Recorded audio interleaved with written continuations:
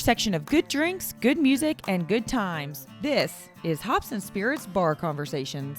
You just never know where our conversations will take us. Sometimes it's north of the border to Canada, and this time it's to someone that may have her roots a little further south. And we'll get into all that here in a second as we welcome in singer-songwriter Ana Cristina Cash, whose latest single, Last Call, is out now. Ana, welcome in. Thanks for having me. Well, I appreciate you joining us. And like I said, we'll get into those very far south roots that you have. This is a show called Bar Conversations. I'm curious to know if you got anything good to drink tonight, or at least what's your favorite drink these days is. Well, I had some water. That's all I had. I'm a wine person. I definitely like wine, particularly red. I'm a Cabernet person. I don't do any like super hard liquor or anything like that. I stick to kind of like wine, beer occasionally, kind of like that kind of stuff. I like that. I became a fan of red wine when my wife and I and another couple of ours went down to Patagonia and Malbecs, and it was fantastic. Isn't it amazing down there? So we went last year. My husband, myself, and our two kids. We went to Bariloche.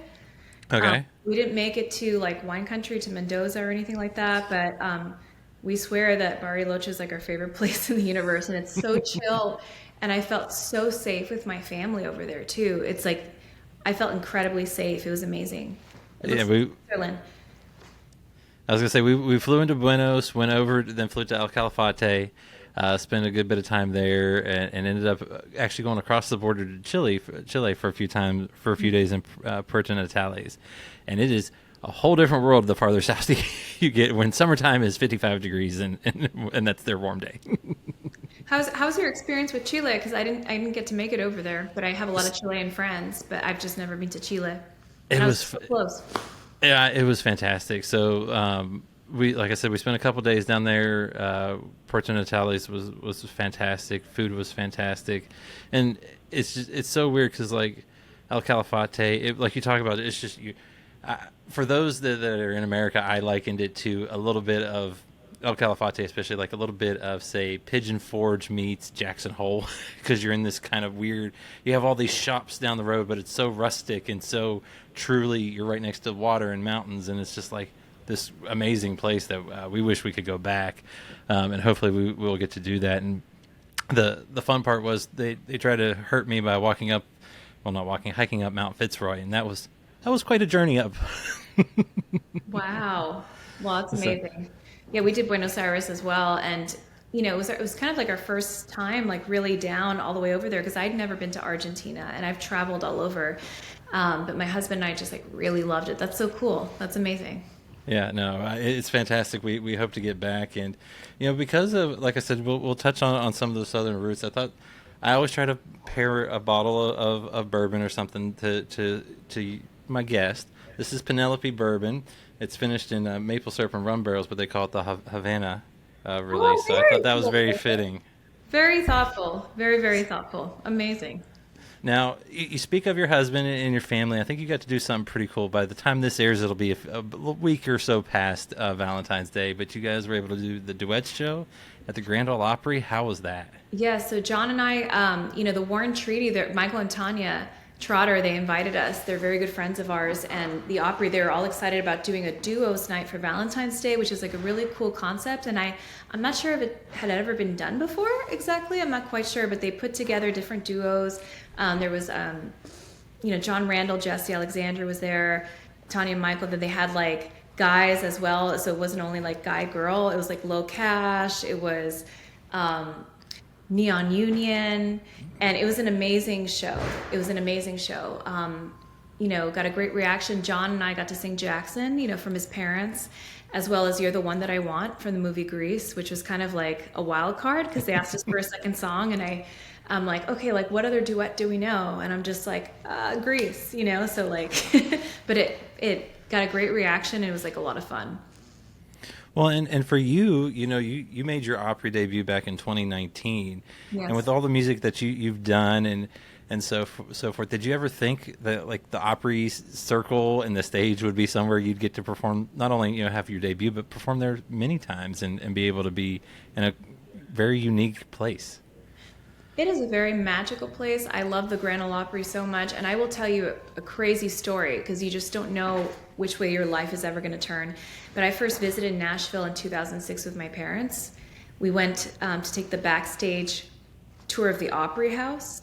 They take the tourists to all the rooms. They show you like, Roy Acuff's room, the whole deal. They give the history of the Opry. And at the end, they bring you out on stage and they ask, does anybody want to come sing in the circle, like where the microphone is? So I'm like, I'll do it. Like I was like early 20s, like late teenager. And like, I don't know, like volunteered myself. And I ended up singing a Loretta Lynn song. He ain't woman enough. She ain't woman enough, I think. Yeah, she ain't woman enough to take my man. I'm butchering this. I'm sorry.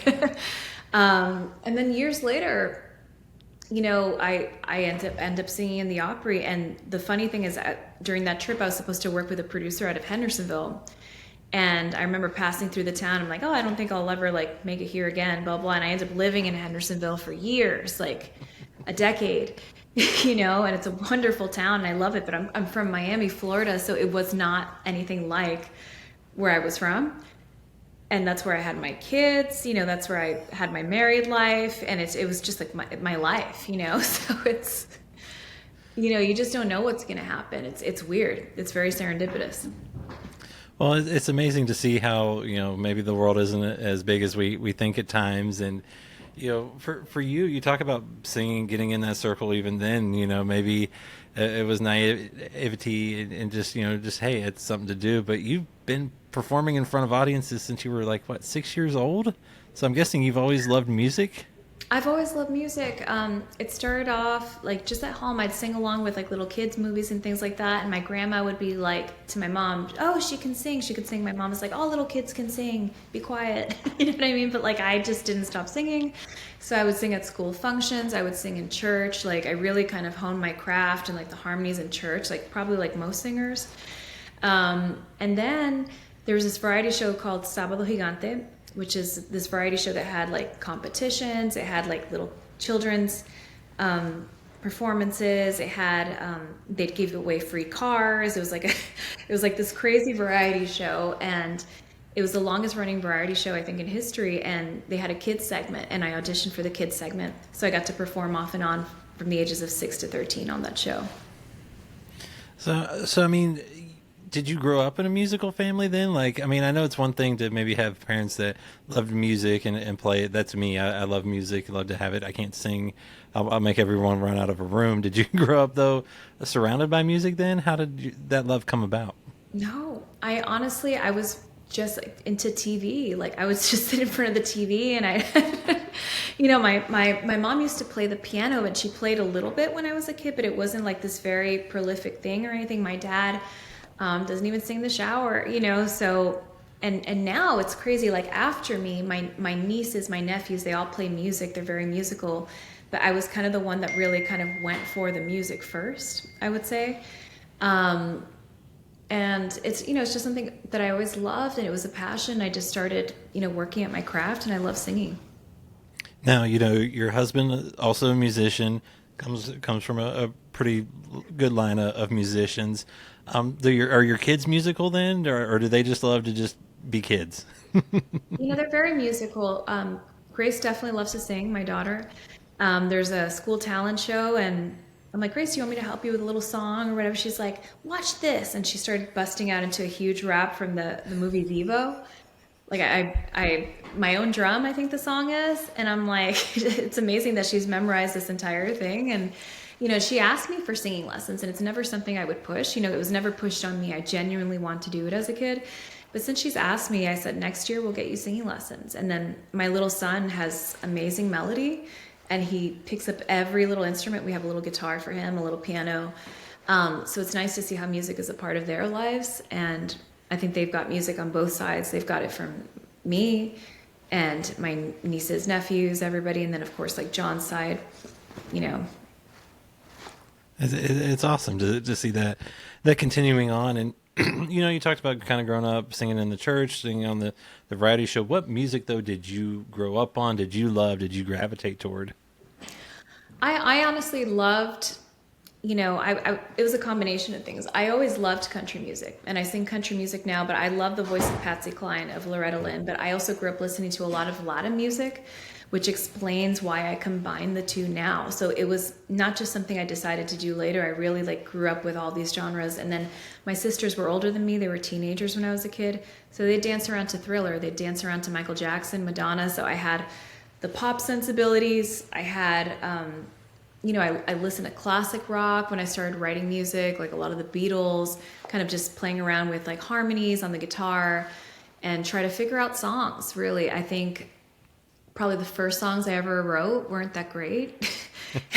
And then, you learn kind of like what people react to and what they don't. You learn song structure. So I think it's something you kind of hone over time, really. And the songwriting is just as important to me now as the singing. Well, and like you said, you grew up, you're from Miami, you got the Cuban heritage. What impact did growing up down there, and particularly in Miami, have on you? Because, a lot of Latin music, but also just, it's a lot of cultures that are there too. So much. It's given me a global perspective on life. I had so many friends from not only Cuban descent, but from Latin America, from Argentina, from Brazil, from Uruguay, like all these cool places, Venezuela, and the list doesn't end. And then like so many European influences as well. Like you'd walk down Lincoln Road in Miami Beach and there'd be like this French restaurant owned by a French family. And like, so it gave me a very global perspective, and it always made me feel like there's more out there. There's more to explore.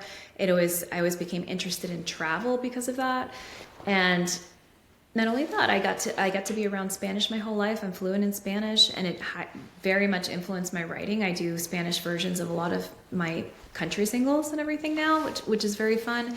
And I've been learning a little bit of Portuguese. I'm a novice at Portuguese and an amateur, but I'm learning Portuguese because there was a show called Xuxa back in the day when I was a kid of this lovely woman that would sing songs in Spanish, but she was like from Brazil.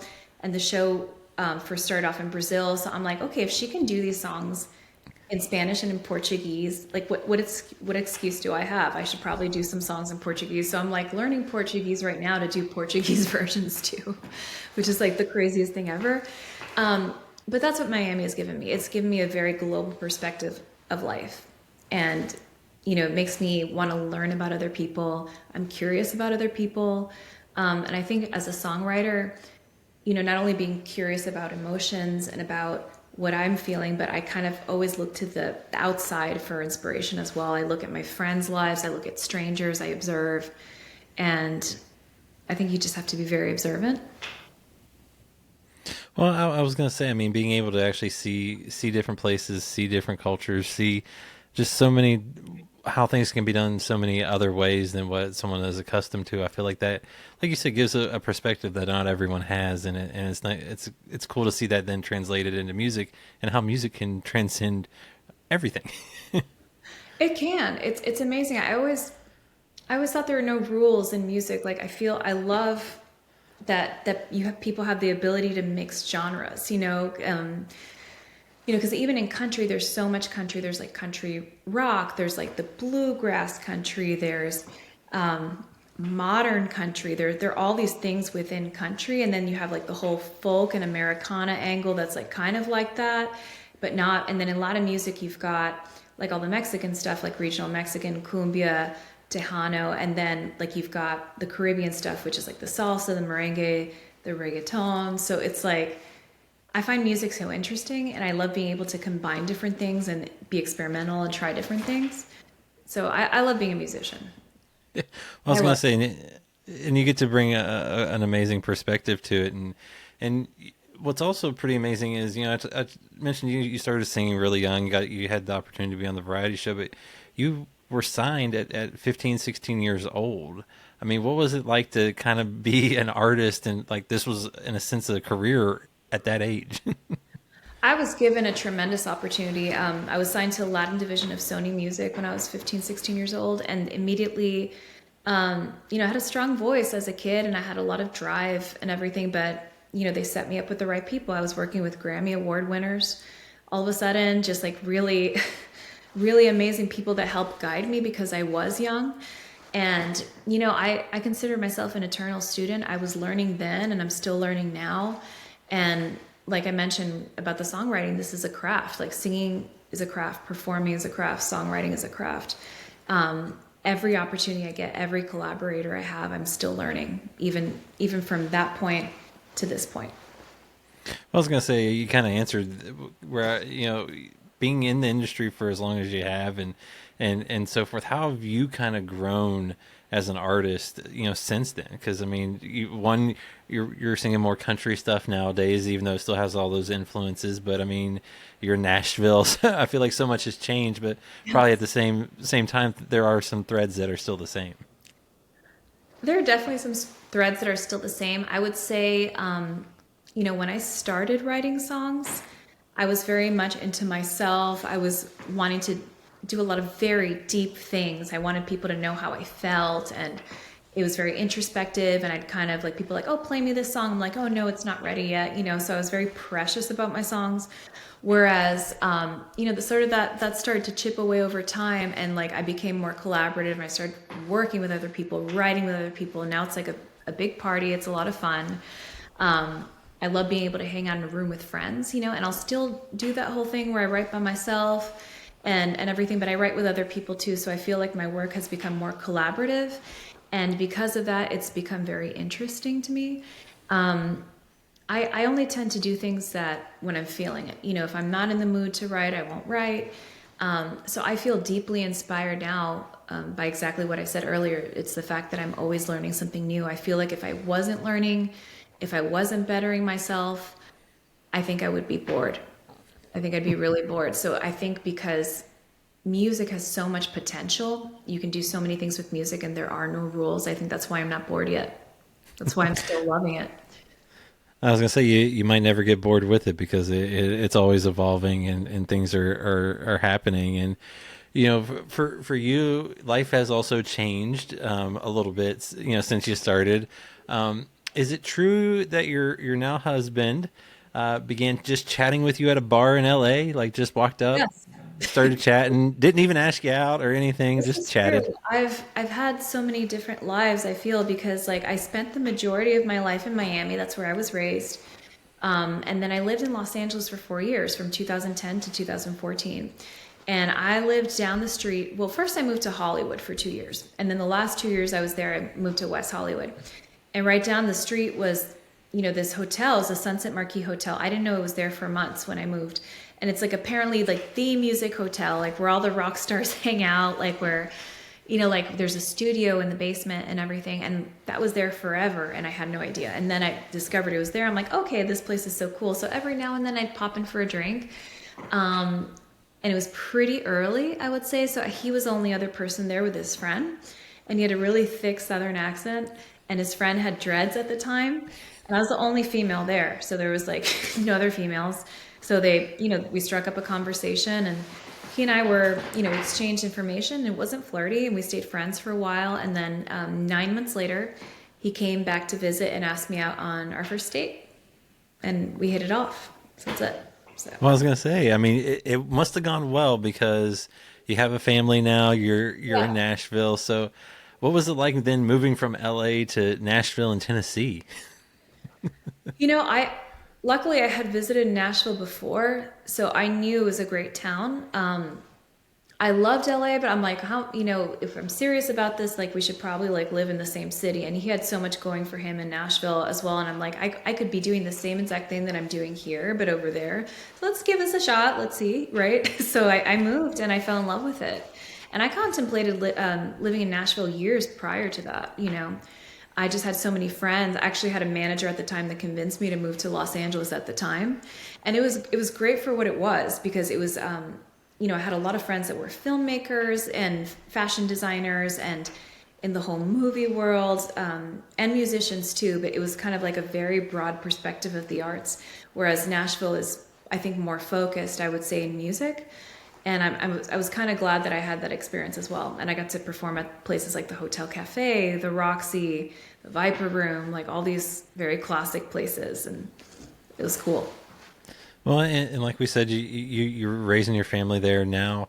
How is it all? How has life changed in balancing all that? Because we were talking beforehand, your daughter's into a lot of different things that you want to be there for her, and then you're still releasing new music and doing all that.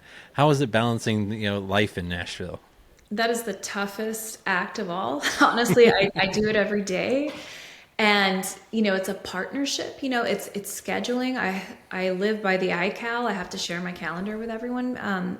Luckily, we take turns. John and I take turns. Like on Wednesday, for example, I've got country radio seminar. I've got CRS, and I've got to stay in. There's going to be a snowstorm. You know what I mean? So I have to stay in the area. I've got to do all these interviews. So that's the day that John will take Grace to dance, and then the next day I'll take her to the dance rehearsal, and then she has this big performance in the weekend. But it's I try to be really present for my family. I take pride in my family, so that to me is first. But in that family life, it's very important to have your identity and to take pride in your work and to always keep innovating and creating, because that's what drives you forward as well. And you can only be a better parent if you're true to yourself, I feel. Well, and you're putting out some amazing music. You're, like I said at the top, you got a brand new song that's out, Last Call. How did that song come to be? It's got a lot of sass, got a lot of spunk with it. I love it. Where did that come from? So I wrote Last Call with my friends and collaborators, Jody Marr and Willie Breeding. Willie's the co-producer of the record and of the track with John, my husband. And Jody Marr and I have known each other for over 20 years. So she's from Miami, which is the craziest thing. So she moved to Nashville maybe a year earlier than me. So we've been a good solid decade or more into Nashville, the both of us. And we just started collaborating. And it's she's one of the people that really knows where I come from. And then Willie, he's so great with beats and with melodies and words, all both of them. So, and they knew each other prior to me knowing that they knew each other, so it just felt like a family, and we collaborated on other stuff as well. But I think it started with the melody. I wanted something sort of up-tempo, empowering, but not incredibly whiny, because when I sat down with Willie Breeding at the beginning of making this record, I said, I want a happy record, because we'd just come from COVID and everything. I felt like I needed to hear happiness. I needed joy, because that's what I need. So I feel like other people need to hear that too. So whenever I'd get into whiny girl territory, he'd be like, come back, reel it in. So Last Call, it's, there are a lot of bar innuendos, Last Call, clearly. But also we tried to make it a last phone call from jail as well. So there's that. So it's sort of like an ultimatum. It's that. But it's about empowerment. And then months later, we're let's do a Spanish version. So Jody, who helps translate in Spanish as well as we worked on the translation together. And, it became a thing. So it's funny because a lot of people will enjoy listening to the English and the Spanish. And growing up in Miami, I was there for the whole Latin crossover boom with Jennifer and Ricky and Shakira and all this stuff. So I saw firsthand years ago, 20 years ago plus, how it functioned in the pop world to do these English versions and Spanish versions. So in my mind, I'm why not just do this with the country stuff, So I saw it work there. Why can't it work here? So we'll see. Well, I was gonna say, what's it like to share these songs in Spanish? Because there's a whole generation of Spanish speakers that live here now that probably did grow up listening to country music of some sort. And how cool is it to kind of share it that way? I honestly love it, because I was one of those kids. I grew up a bilingual kid in a bilingual household, and my grandparents didn't speak a lick of English. So if I wanted to talk to grandma and grandpa, I had no choice but to speak their language, basically. And in turn, I got a bunch of their culture and the food and everything. My parents came to the U.S. as teenagers from Cuba, so they spoke English and Spanish. So it was a good mix of Spanglish, right? What we call Spanglish.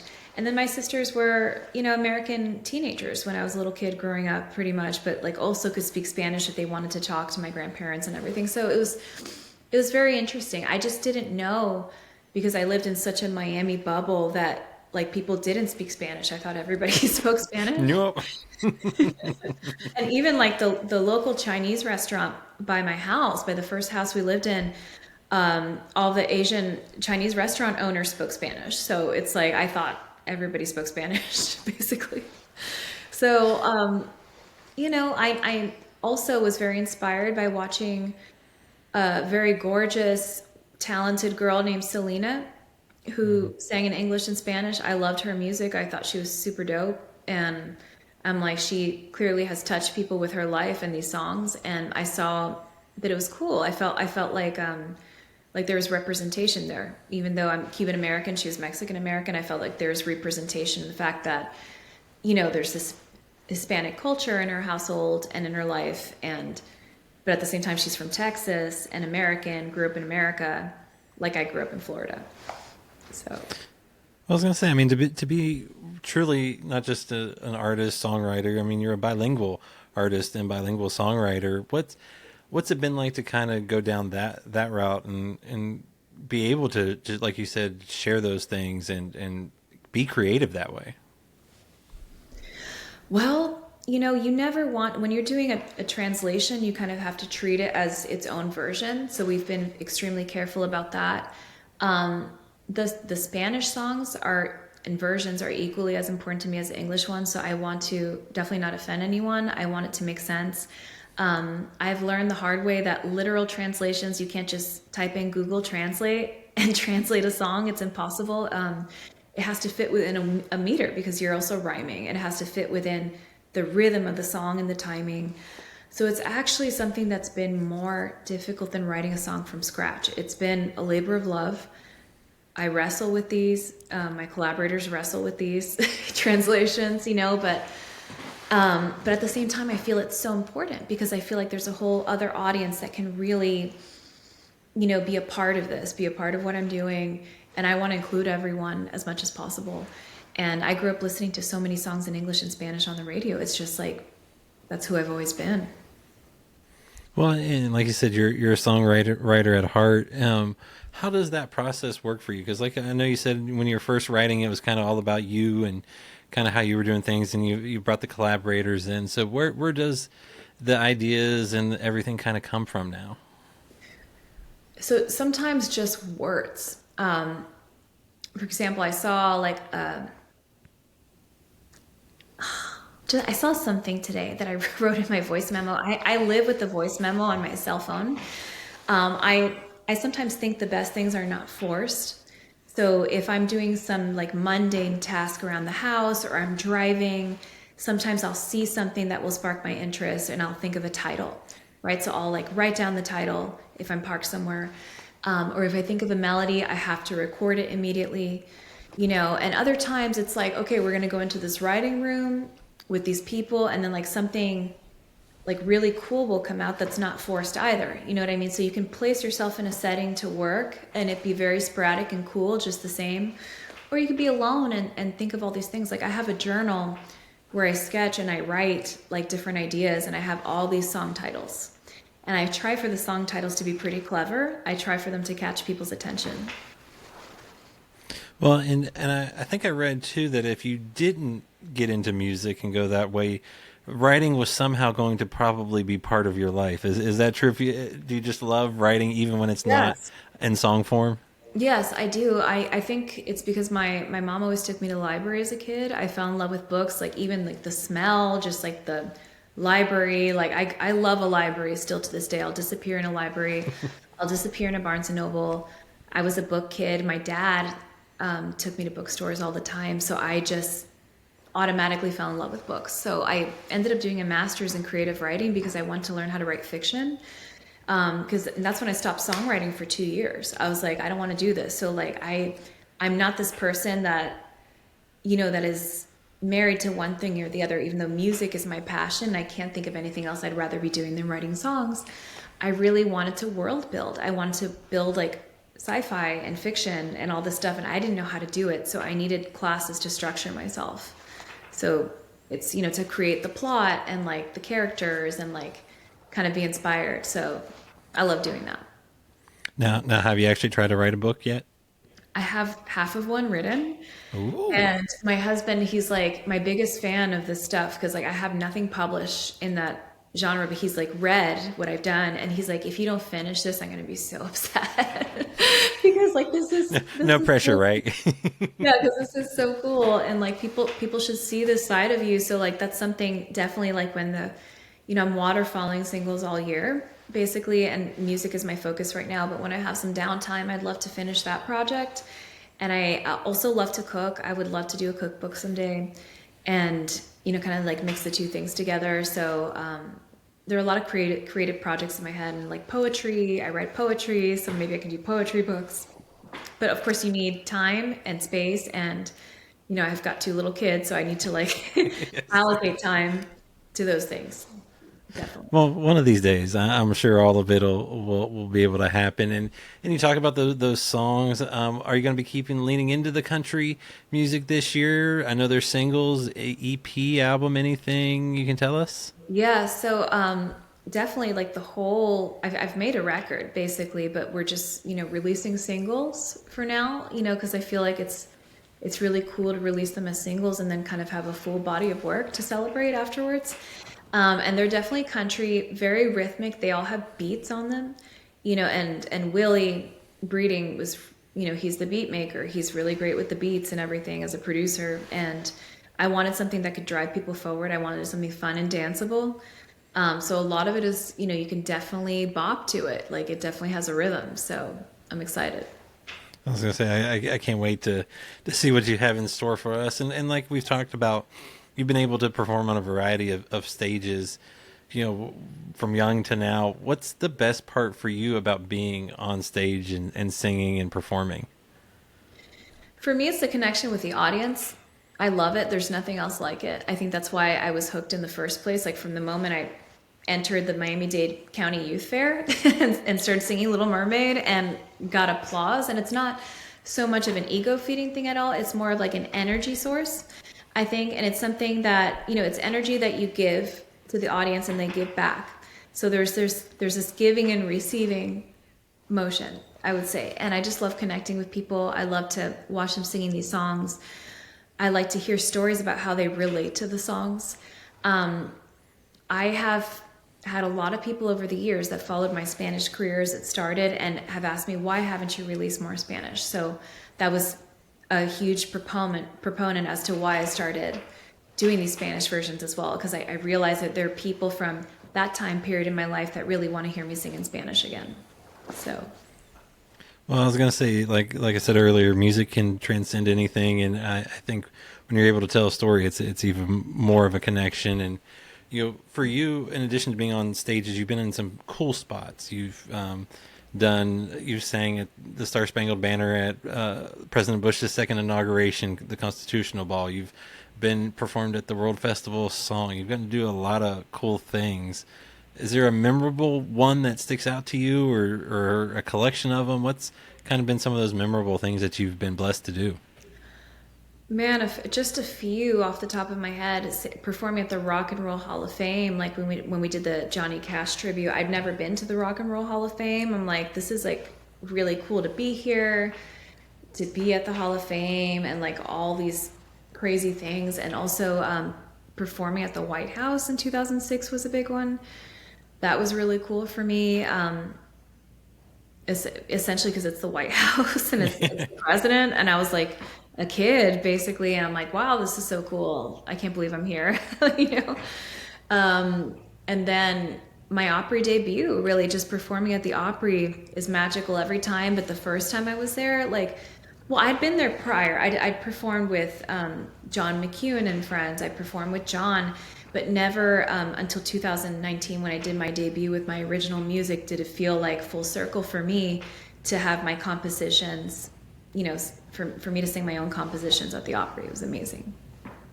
Well, and like you said, it's something different when you can perform your own. And I always love, I always got to ask what people enjoy drinking at the beginning. And as I get toward the end, I always have to ask this one.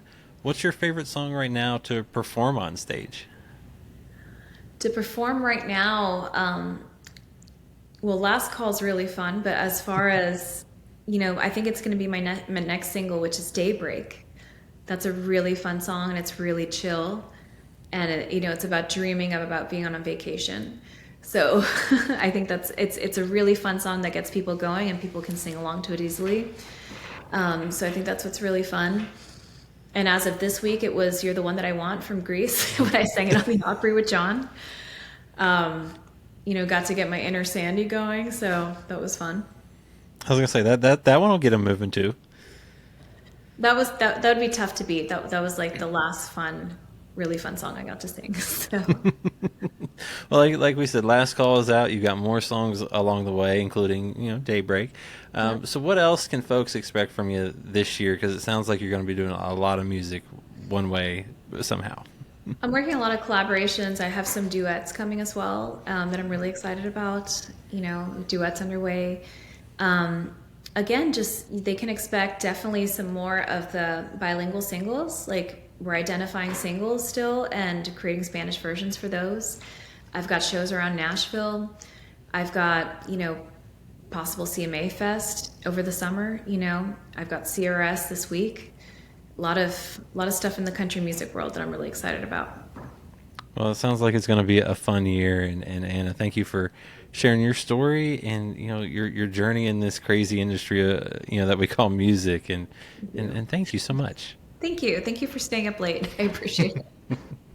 Find more from Hops and Spirits at hopspirits.com. Thanks, everybody. Bye.